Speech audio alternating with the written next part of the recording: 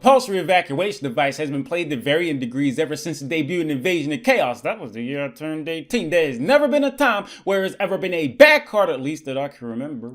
Correct me if I'm wrong. Sometimes, most times less is good, and I think Compulse is a good example of that. But have you ever wished for a variant that only targets extra deck monsters and this additional upside is highly dependent on what your opponent's playing, even though it says either graveyard? Well, Konami thought somebody out there would want that, cause why else would Seisho Ruta say all this?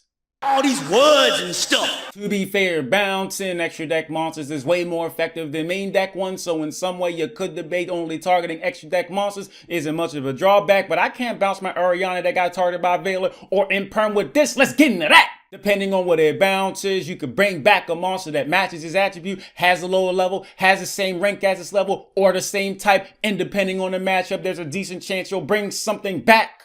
Yay! Element are fusion based and they're all dark. Red Dragon Archfiend thanks to the structure deck once you use Scar Red, the synchro climb, so at the very least if you bounce say Despato or Hot Red Dragon Archfiend Abyss, you can bring back Scar Red or any other Red Dragon. Cast Terrors Exceeds based and they're all level or rank 7s except for Rise Heart and Altergeist, a link based and all spellcasters. Obviously there's other examples, but my point is it's not too hard to bring something back depending on the matchup, and assuming you do, this is better than Compulse, but in every other situation you're better off just playing Compulse.